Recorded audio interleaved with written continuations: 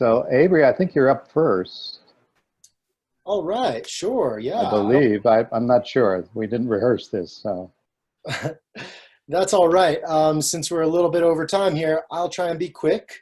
But just to give you guys a little introduction here, um, I am going to share some pattern language that I developed for how to create or shift local laws based on my experience um, helping to craft the gray water and rainwater laws of Colorado.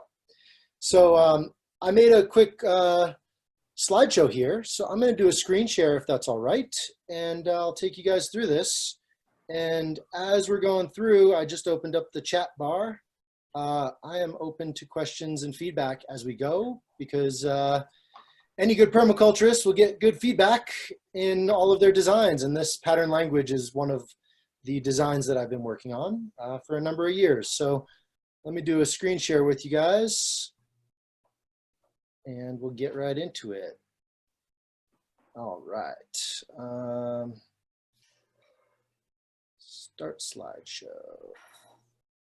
Okay.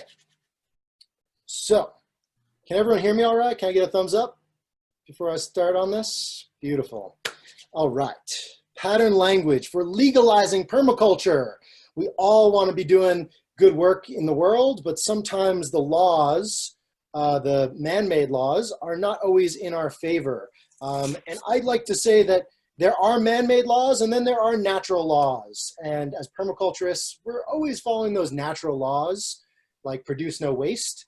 But the man-made laws don't always follow the same type of logic. So for those who are not aware, in Colorado, it has been illegal to catch rainwater and to reuse gray water for the last many decades. Only in the last, let's see, since 2013 have we been able to say that we are allowed to catch rainwater and we are allowed to reuse gray water. So let me take you guys through the super basics for just a minute, just to make sure that everyone's on the same page here. So as most of us are already permaculturists, we should know what gray water is, but for those who don't, there's clean water coming in from your faucet or tap. Gray water and black water go down the drain. Gray water is from your showers, your sinks, and your washing machines. And black water goes down the toilets, and your kitchen sink is technically also black water. So I have a question for you guys in the chat bar. What is the simplest type of gray water system that you can think of? Maybe I can find that chat bar again here. Let's see. Where is that? Chat. Hey, Adrian wins the prize. The answer is bucket in the shower. Nice. So without any laws or any plumbing, it's very easy to take a bucket, bring it in the shower with you, collect 5 gallons while you're starting the shower. It's all cold water. You can use that to flush your toilet. You can gather another 5 to 10 gallons while you're in the shower. You can carry it outside, water this tree, water that tree. No laws required, no plumbing required. That's great stuff. But as we start getting into the more complex systems, sometimes plumbing is required and sometimes public health is an issue. And that's why this was an issue for me in helping to craft these laws. So the first type of system, laundry to landscape. This is me in my basement with my first son there. This is a very simple system with a diversion valve where I'm able to switch the water to the sewer or to the landscape. Oops. There's some of the plumbing if you haven't seen it already. And once we get outside, it's very easy to dig a trench that's level and put some mulch shield outlet boxes and to divert that water into the landscape through this sort of subgrade flood irrigation strategy that's full of mulch. But this wasn't always allowed in Colorado, and I'm going to tell you guys how I got this into the law in just a minute. Aside from laundry systems, there are shower systems. These valves are very easily located, so you can divert the water to the sewer or to the gray water reuse tank, or using gravity, like Brad Lancaster is showing us here, to divert the water out to your landscape using gravity. What? I didn't see anything come up in All right. So as we continue, the next type of system is a gray water system for flushing toilets. This is great because the average family of 4 produces enough water from their showers to flush all their toilets, so they can really offset their water use. All right. Here's just an example of a professional design and a system that I recently installed. And without getting into the technical bits, let's talk about how I got here. So this is really a story and a story about social permaculture, because I have always been sort of a technical permaculturist. I'm really good at designs and sort of the engineering and the installation side of things. But I've always sort of had, my own challenges with the social side of things. But back in 2012, I went to California and I got certified as a gray water installer from Laura Allen and Gray Water Action. Awesome. I got my certification, and right around that time, the Colorado State Governor signed a law, House Bill 13-1044. It said gray water is now legal. Yes. I went ahead. I bought a company, or I started a company called Colorado Gray Water. I started teaching workshops. Here's the first workshop I taught. I started installing systems as part of these workshops. But all of a sudden, the government came and crashed down on me. They said, you can't do this. I said, what do you mean? You guys passed this law. They said, well, the law says that we need to now write the permitting, the zoning, the enforcement strategies, the regulation. And so they started the development of Regulation 86. And being that I was now a certified expert and, a little bit coming from the edge of permaculture, I said, let me help you guys write this law. So I was a stakeholder in the development of Regulation 86 from 2013 to 2016, creating the rules for what would be allowed in the state of Colorado for gray water reuse.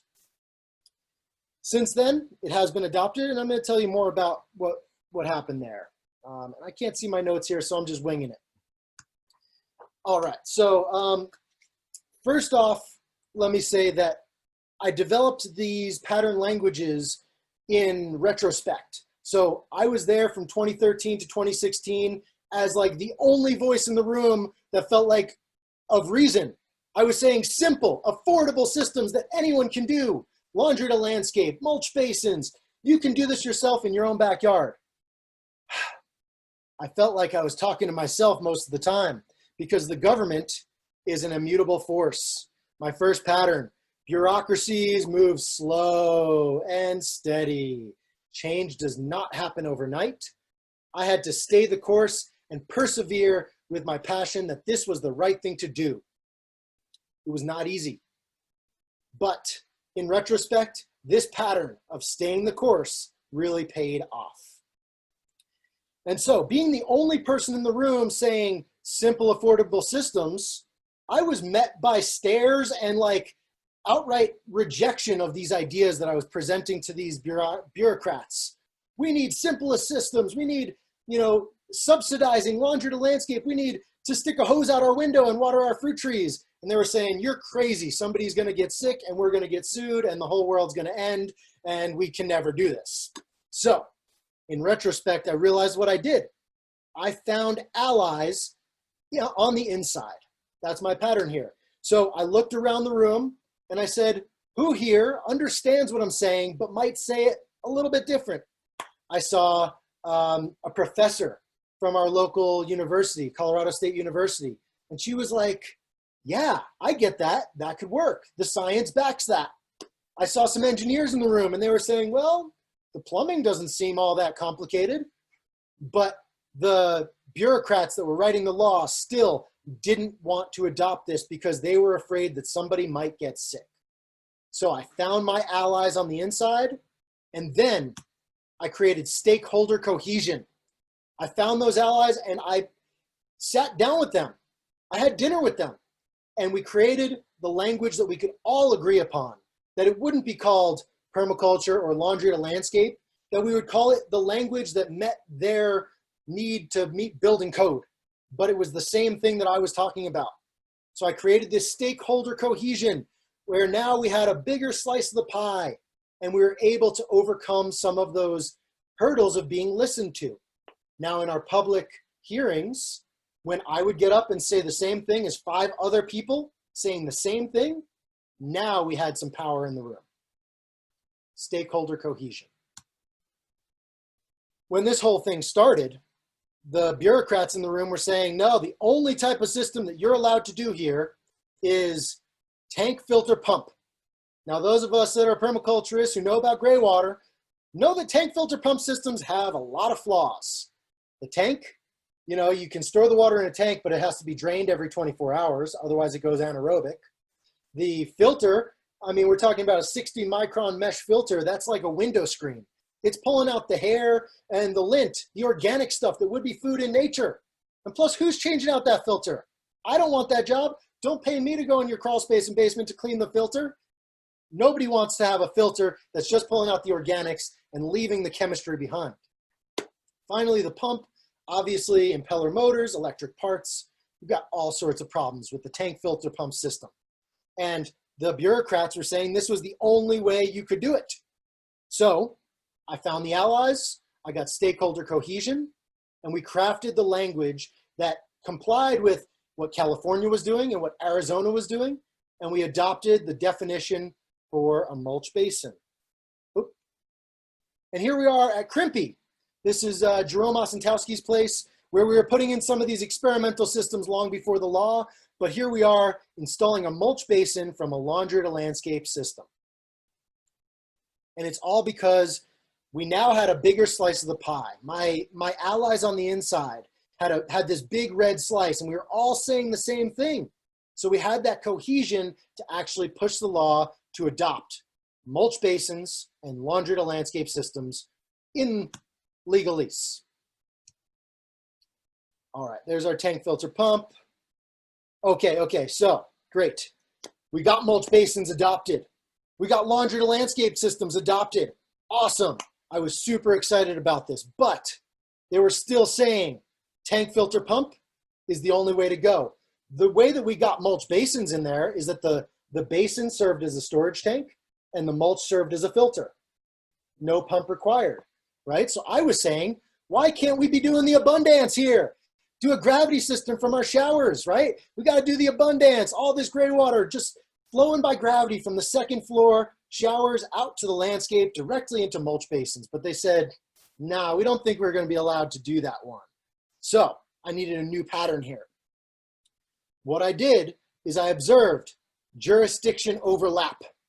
So in any bureaucracy, there's jurisdiction. In this case, I was dealing with the Colorado Department of Public Health and Environment. They were tasked with public health. That was their one requirement, that any of these systems that they allowed would ensure that nobody ever got sick. But on the same side of on the other side of the table was the plumbing board. These are like technical engineer types who are saying, you know, you have to have this many feet of this, you have to have straight lines, and, you know, no creative thinking allowed. But I found a spot where the jurisdiction of the public health department and the jurisdiction of the plumbing board overlapped in a vesica Pisces here. And where they overlapped, nobody wanted to take jurisdiction over it. So the plumbing board said, if you could get a pipe that was 5 feet away from a home, it's out of their jurisdiction. It's no longer plumbing. It's now irrigation. And the public health department said, well, if you have a storage tank and a filter, you should be fine. And I got the mulch basin definition in there that said, mulch basin is now a storage tank and a filter. Pipe is now 5 feet away from the home. Hooray! Gravity systems. Nobody wanted to take jurisdiction over it. I caught them on tape saying all these things, and I played it back to them, and I said, here's what you said. You said that gravity systems can be allowed if they meet your rules. Jurisdiction overlap. That's one of the patterns that I see in retrospect. As we continue on, none of this would have been possible if I was not able to speak the common tongue. Being a permaculturist coming into the room, saying swales and fruit trees and mulch basins, they didn't want to hear anything about any of that. So I had to learn to speak legalese. But this is true of any group that you're a part of. Different groups have different ways of saying things. And if you want to influence any type of group, You need to learn to speak in the common tongue of that group. So I found this to be a really helpful pattern, and I would craft my language, and I would say, you know, I'd take my first draft, it would be swales and fruit trees and this and that, and then I would, you know, come back to it and share it with my buddy who's a lawyer, and share it with, you know, a friend who's a writer, and we would sit down and craft it. And then I sat it down with Brad Lancaster, and we sat down and we looked at this, and he said, these are great things that you're saying, but we need to shift that language to comply with the legal framework, the common tongue. I thought this was pretty funny. Our legal department has seen substantial growth over the last quarter, producing 21% more mumbo and 17% more jumbo. This is exactly what the legalese system feels like to me. But getting on the inside and learning to speak that language really gave me a chance to influence this process.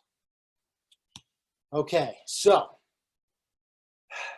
to bring this all around, none of this would have happened if I was not being held up by our local permaculture community. The people here telling me how much they cared about this issue and asking me how they could support it really gave me the people power to step into that room every time, put on a suit and tie, act the part, and really speak as if I was representing a whole community, because I was. And so this is really potent, especially in our current political climate. We, the people, are the ones that make laws happen. And if we can rally people with enough stakeholder cohesion around public hearings, we will be heard, and we can craft laws in favor of permaculture and other, you know, regenerative practices. So we, the people. As a final point here, coming back to the first pattern of a mutable force, you know, change doesn't happen overnight, but with enough perseverance, allies, and cohesion, it will pay off. And this is just a perfect example of a protester in Portland just persevering, you know, as one person staying there and playing the part. And what do you know? The police back down. And so as we continue on, I have one more slide. I'm curious to hear from you guys. Where does governments and creating laws fit into the scale of permanence? And isn't it about time that we created a social scale of permanence that shows, you know, the difficulties of shifting laws way up here near our climate and landform, and sort of the easier side of, you know, crafting interpersonal relationships on, you know, similar to aesthetic or soil development.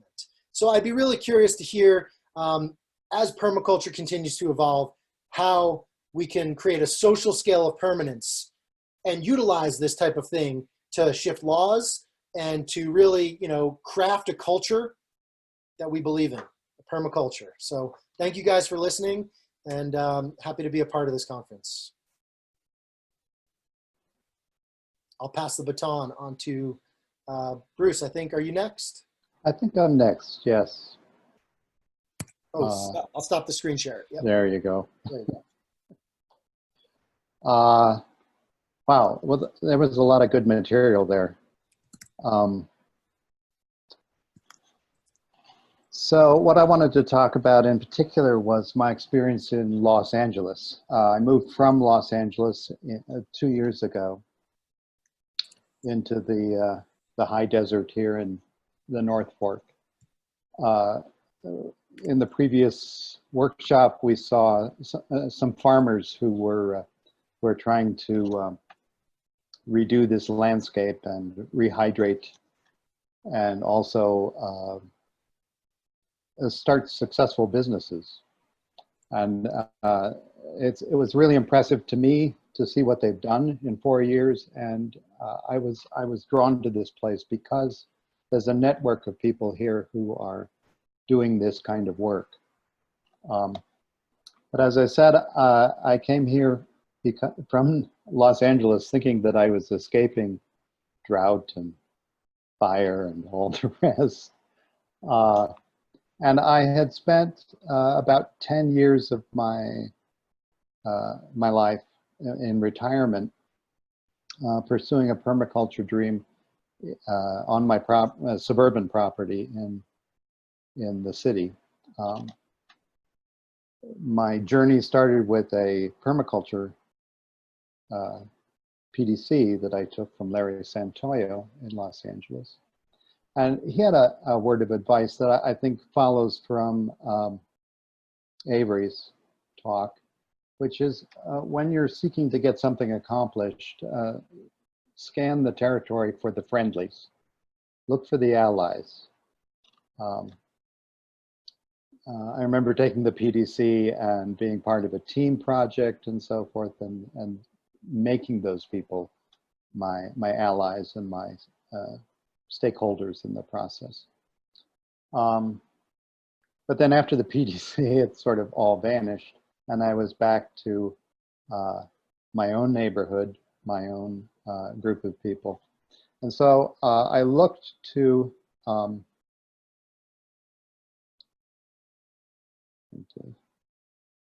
share that screen. I looked around the neighborhood to try to find out what was available to me in terms of doing things on a greater scale than my own backyard, basically. And what I discovered was, oops, that's not what I wanted. What I discovered was a group of people called Tree People. This is a nonprofit. It was started by a teenager back in the 70s named Andy Lipkus. And he was appalled by the forests that were dying around the city of Los Angeles, around the Los Angeles basin. Forests up in the San Gabriel Mountains and elsewhere. And he just started a club, basically, a group of people who would go and replant in burned out areas. And over the course of almost 50 years now, Tree People has been planting trees. But at some point, and as a matter of fact, they've planted like, I think, 3 million trees, something like that in the area. And they continue to do so. So they were organizing things like fruit tree giveaways, and going out to nurseries and so forth in the area and getting grants, getting donations from people in order to meet these challenges for growing trees, not only up in the mountains, up in the hillsides and so forth, but growing them in the city of Los Angeles and creating an urban forest. Over time, the mission evolved. I joined this group, and the mission evolved to include water, because as they discovered, Tree People is water people. Can't have trees without the water. If you saw the talk this morning, I briefly went over some of the problems with water in Los Angeles. One of the main problems is they've channeled their rivers to create more dry land than real estate, and the rivers don't like being channeled in that way. But by bringing trees into that environment, they are helping to on a number of levels, the trees are helping to shade all the pavement and rehydrate the landscape. There's an awful lot of good material on the website. All you have to do is Google Tree People. Here's a calculator for rainwater catchment. Like I said, their mission's shifted, and it's now balanced between planting trees and caring for trees, and implementing these rain harvesting techniques on a citywide basis. And they work they're a huge nonprofit at this point, and they work with government initiatives, politicians, and so forth. So rather than my having to go and learn how to speak politician, these people already did it for me. And I would say, check your area. If you're in a city and we're talking about redoing urban landscapes, then see if you can find a Tree People. And if you can't, invent a tree, people. That would be my advice. For me, I wanted to plant trees, and to do so, I went through the master gardener process. And essentially what I was trying to do there was gain some kind of credential for getting onto campus and creating school gardens. I'm reminded of the point from Avery's talk. And again, this is the idea of find the friendlies. To get into a school garden and begin working with students on campus, you really need an advocate in the system. You need a teacher who's willing to take ownership of the project. And I discovered that at a CDS. There was a teacher who was interested in teaching horticulture to essentially high school dropouts. And we took the parking lot of her school, and with the help of tree people and donations of trees, we were able to shade that parking lot and turn it into a garden. I wish I had before and after pictures, but that's not really where I wanted to go with this. I just wanted to say that in order to deal with the massive LAUSD system and try to open up some school gardening initiatives, I needed this ally. I needed tree people, both for their ability to work with bureaucracies and speak the language of bureaucracy, and for their ability to funnel donations and resources in terms of planting an urban forest. By the end of the 8 years that I had worked with the CDS, it's associated with Grant High School in North Hollywood, we had managed to create a small food forest and show these kids where their food came from, at least some of it. Another local organization that I really got to know fairly well was the River Project. Again, if you want to know about these organizations, I would just Google River Project. There's a lot of really good information about especially about the Los Angeles Rivershed, but also, and there is a river in Los Angeles, by the way,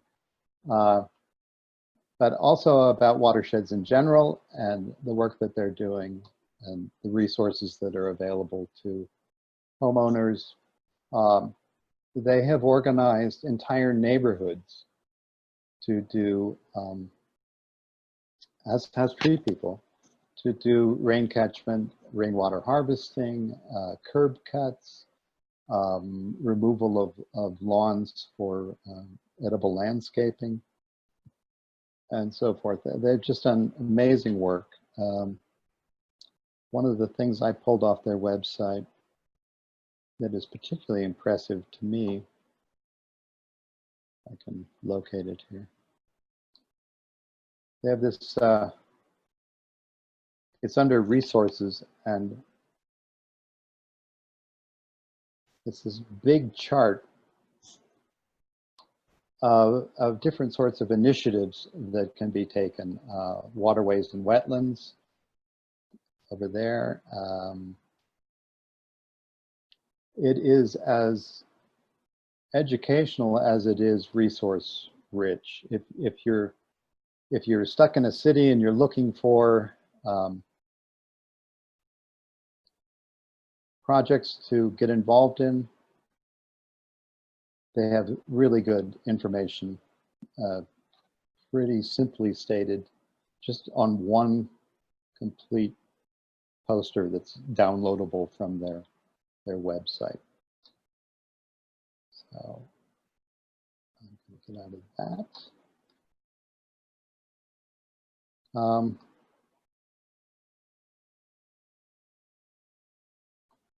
Let's see here. Where do I want to go next? Get rid of chat. So for me, the river project has a technique called urban acupuncture. And that's where they go in and they rework suburban landscapes, especially private property, single family housing and so forth. They rework the landscape. And I wanted to do the same thing on my property. So I'm going to try to run this slideshow. And I'm keeping my eye on the clock here. So this is my neighborhood, my old neighborhood in Los Angeles. It was right across here from this huge field with these 3 radio towers in it. This is an overview of my house. You can see it was mostly lawn and cement. These people really liked cement. So I had a couple of the trees growing on the property, but I mostly had cement, and I had this pool here. And the pool really wanted to be a pond. It kept turning green throughout the years that I owned it. We built an extension onto the house in 2006, but that just seemed to complicate matters. This was before I had had a design course, knew anything about permaculture. So I wasn't looking at the property as a permaculture experiment until about 2010. And that's what the house looked like. Again, lawn, a couple of trees, a lot of cement. Cement walks, lawn on the side of the house, a rain barrel that isn't attached to anything, and a pool that was gathering leaves. Camellia bushes. So that was the map that, as the property existed in 2010, before I started looking at trying to figure out a permaculture approach to this. And this was the first plan, which I entered into with a landscaper who was using permaculture to do design work. I wanted to turn that pool into a pond, and so the water aspect of the project became key.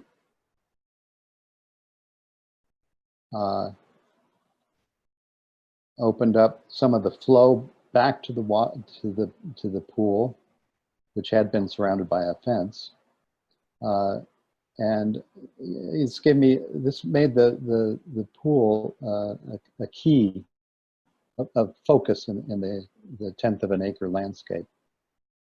So my crew started working on this, tearing out the lawn, tearing out the grass, getting it down to bare soil, basically, and then starting to bust up the concrete. And we saved it in order to do dry stacking. Oh, this guy showed up sometime during the project. So we have these stacks of what's now called urbanite, I guess, which we can use as flagstones. Taking out the camellia bushes. Increasing the circular patterns around the landscape, around the water.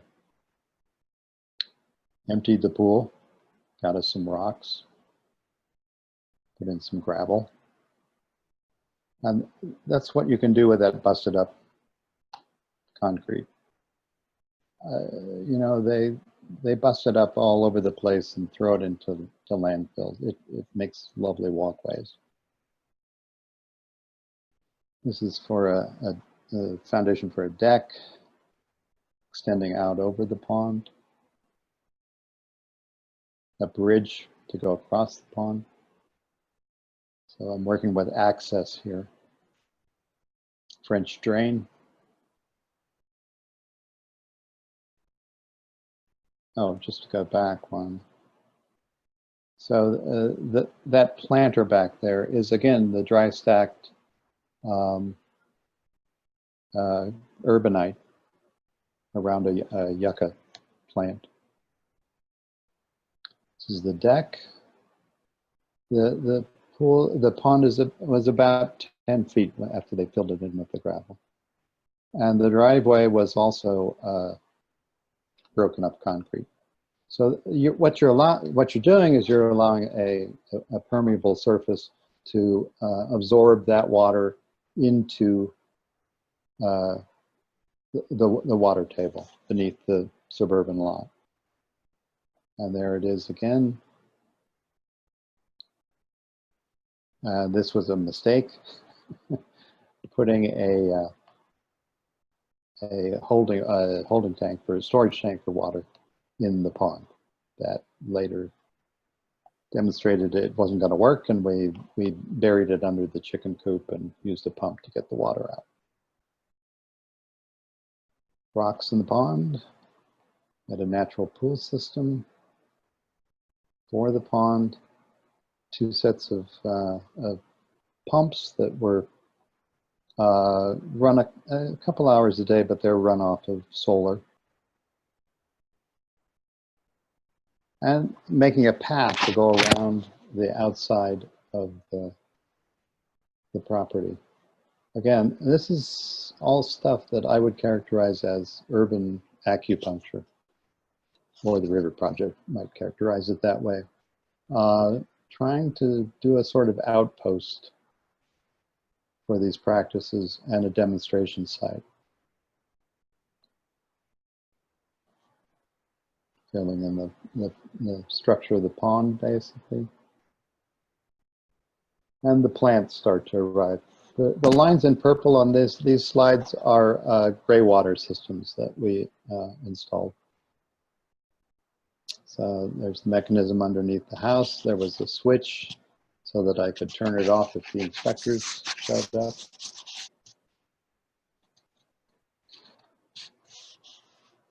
The plants are starting to arrive, all sorts of things. I was determined to have a food forest for myself. Filling the pond.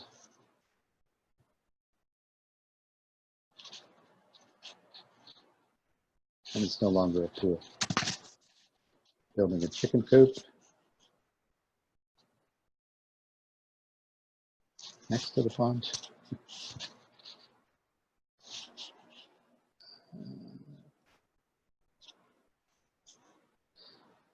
Garden interplanting. Rain barrels now hooked up, and a 500-gallon cistern hooked up. December. And the project is more or less complete. Went from those camellia plantings to water storage over here on the east side of the house. This unconnected rain barrel to this garden path with a French drain underneath. The side view on the west side is now a path with trees planted and berry bushes and so forth. And the house itself ended up looking like that at the end of the day. Also put in a cob oven, and I introduced some chickens and a turtle to the works, and it was a work in progress. I worked with Lee Jarrett at Greywater Corps, and La Loma Development Company. Marco Barantes was the principal designer on this. So not to end on a sour note, but this was the house in 2009. Again, you can see the pool in the back, along with the cement. You can see the grass in the front. And here it was when I left the house. I sold it in 2018 and moved to Colorado. You can see a fairly well-developed food forest there. And unfortunately, this is what the next tenant did to it.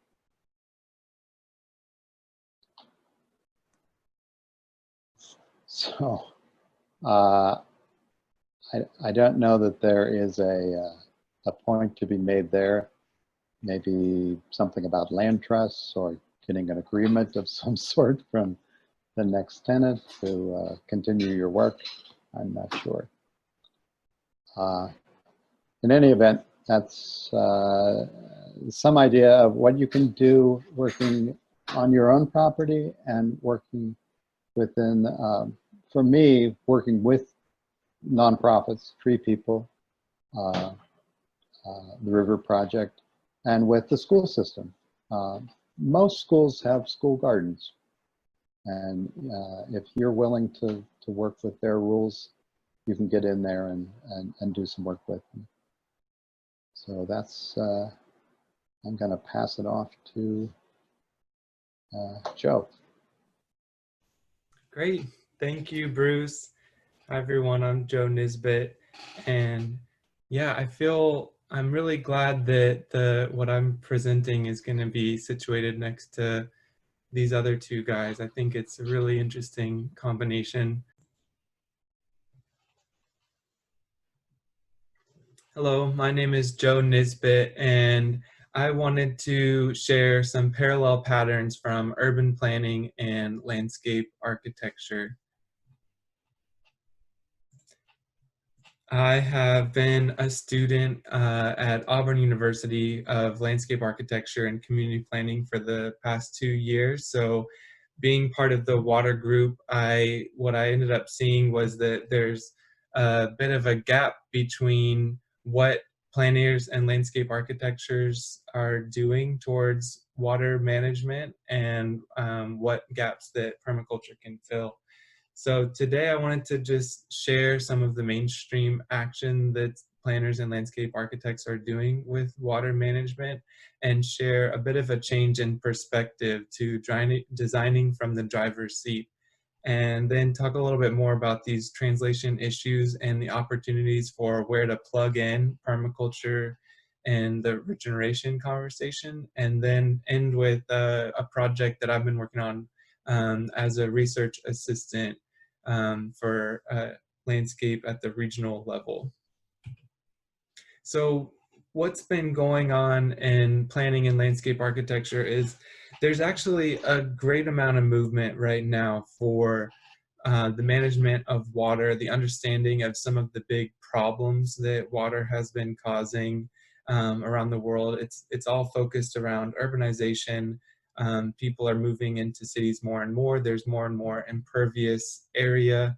And this altered hydrology of the way that we've designed our cities has created greater problems to our lives and our environment. So increasing the impervious has led to the increase of pollutants reaching our streams and the amount of damage that comes from storms because there's no groundwater storage. So you get higher highs and lower lows, droughts and floods. And this is all stuff that permaculture people understand, but just framing it, the planning and landscape architecture world understands the problem and maybe they need some help with some of the solutions. But what they've been able to do is really get a large amount of money, these multi-million-dollar projects that planners and landscape architects are working on for infrastructural work and redoing some of the problems that we have lived through in the past 80 years of city building. So there's a lot of money right now to making things more resilient to climate change and increased flooding. And a lot of that conversation is around green infrastructure. So permaculture people understand all of these problems, and the way that I see it, it's an issue about scaling up. So permaculture is really mature at the homestead scale, and we have the principles and the understanding of how to move water through land and how to store it, how to get the most use out of it, how to properly handle that. But that maybe watershed management at the regional and national scale can still be underdeveloped and under-resourced. So these permaculture principles, how do they get implemented at that scale? How can we bring these principles to mainstream water management. And my answer to that is a change in perspective about how permaculture understands the regional watershed. So I think that in the past, and for a lot of the history of permaculture, it's felt relegated to the sidelines. And so as a student of planning and landscape architecture, they imagine designing from the dashboard. Imagine being at the control of everything. You're designing from a position of being in that control. And so it's a little bit of a top-down way of thinking, which is a little bit against how permaculture works. But there are some benefits to being able to design in this way. There's some new opportunities that we can explore if you can open your perspective to what would it feel like to have that top-down control.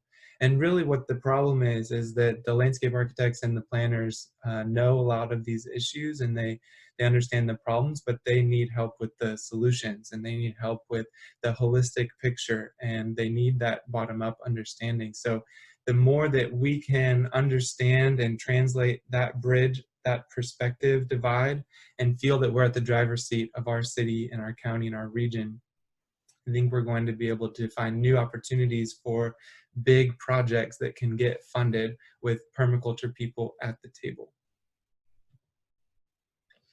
So what's going on with urban planning and landscape architecture, and how are they talking about these issues? How can we help to bridge that translation area and work the edge?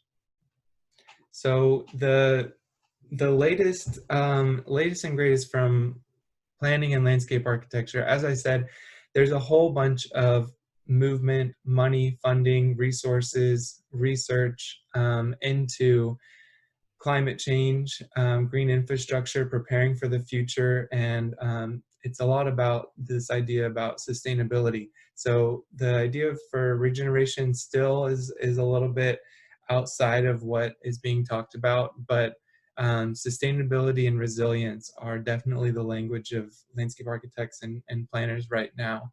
So one of my professors, the way that he talks about it is there is a mismatch between the political geography and the natural geography. So where are the boundaries of the watersheds, and why do our regional planning councils have different boundaries than that? Can we start to include political decision making at those same boundaries as the natural world and start to have a better understanding of that? There's been a lot of conversation about rewilding the city and bringing back some more naturalistic elements to the city. There's this idea that we have divided the city and nature for too long, and that now more and more landscape architects are ready to blend the two of those, bring the native plants into the mix, but also some expanding ideas about what it means to be native. And novel ecosystems is a new conversation about, are we ever going to be able to return to what's native? And does it make sense to talk about what's native when, you know, native has changed every couple of 100 years, and when do you set that original baseline? So novel ecosystems are opening and flexing what it means to be native into finding adaptive ecosystems that have the performance that we want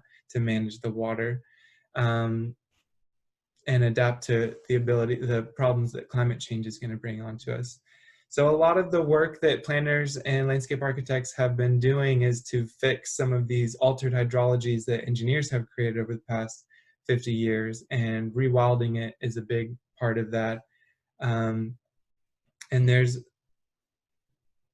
a lot of conversation about brownfields and regenerative technology. So bringing in these former projects that are no longer functional, no longer working, and they represent waste, how can those be reused into new productive landscapes or new productive buildings? So brownfields are another one that a lot of money has been coming in through. And then, as I mentioned before, just the transportation infrastructure and the green infrastructure that's really the biggest one where I see people managing water that could use more benefit from a permaculture perspective. So finally, I wanted to share a regional landscape assessment project that I've been working on a team for the past few years. This was a green infrastructure study into coastal Alabama and Mississippi cities. And the idea is that climate change is bringing greater and greater storm damage to these areas, and increasing urbanization is just exacerbating the problem. So can we understand a development pattern for green infrastructure that makes the best use of our comprehensive planning documents to ensure the health, safety, and wellness of citizens into the future as these big storms come in? So these are some of the data sets that we used, some of the places that it's a lot of free data that we can all access. And we combined quantitative and qualitative research to come up with a scorecard for cities on what they're doing well, what they're doing poorly, and then we created an interagency council to distribute the effects of this research. So this is the process that the research team went through. Like I said, we created a scorecard, so we scored each city in this region for how well they're implementing green infrastructure within their comprehensive plan. We used content analysis to read through the comprehensive plan, see what they're speaking to, how well are they planning for the future, how much green space are they providing, what restrictions do they have towards development. And that's where we got the score from, and then including interviews and qualitative research with the planning capacity, who is in charge of implementing this, what does their monitoring and evaluation look like, how many people are on their team, how much money do they get, and then all of that goes into the plan quality score. And then separately we measured the landscape development pattern of what is the size and shape of green space and the flow of water as a result of that green space, to come up with what are the best ways to organize the green infrastructure of a city for the best watershed management, or the best water management at the watershed scale. So this was the area that we were looking at. It was all of the coastal cities greater than 10,000 people between Mississippi and Alabama. So these are the cities at the greatest risk for storm surge, and they also have increasing development pressure for tourism along the beach. And that can represent a big problem for preserving this open green space. So this was the result of the scorecard, and each of the cities that got scored, Mississippi did a little bit better than Alabama, but this is something that we provided city leaders with to start to encourage the use of this data as a tool for their planning work. So we told them why they scored low, and they can implement better information and better policies in their next comprehensive plan to increase their score. And we can continue to update this at the interagency councils. So getting into the landscape development pattern analysis, we were using the National Land Cover Database. And so this is what an example might look like of the aerial image, and then what it looks like on the right. And development is that key characteristic of impervious land cover that doesn't allow the water into the natural hydrology. This is the altered state. So that's really important. And then the open landscape, or the green section here, that connectedness and the size and shape of those areas is also what we're looking at. Here's what it looks like at Orange Beach and Gulf Shores, which is 2 cities in our study area. You can see the dark black impervious cover right along the beach, and some of the most sensitive ecosystems and the most sensitive floodplains. And then this is the FEMA floodplain data for the 100-year, 500-year flood and the regulated floodway. So you can see how development and the natural flood the natural boundary of the floods, how those are not really communicating with each other and how they're impacting each other.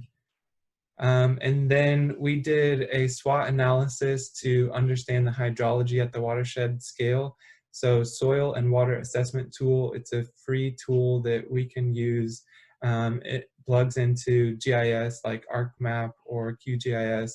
And these are all of the water gauge stations within the watersheds that we were studying.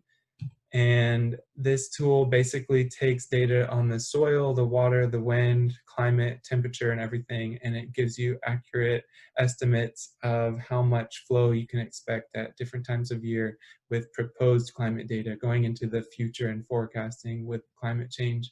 So we can begin to see how the existing green infrastructure pattern will be impacted in the future. And then this program, FragStats, you look at the land cover and divide it into chunks, and then each chunk has its own shape of the connection between the cells. And then these shapes, we can be studied with an actual numbered value that, so that we can compare the effectiveness of having different shapes of green infrastructure on the watershed model that we get. So all of this together becomes a tool that we have shared with the Interagency Council in Mississippi and Alabama. And I hope that this is something inspirational for you to start seeing yourself at a bigger scale, impacting the regional watershed. And again, these are some free tools that you could use to do some of this work. So we need permaculture people to start to join the conversation about these bigger problems at the regional and national scale. Thank you.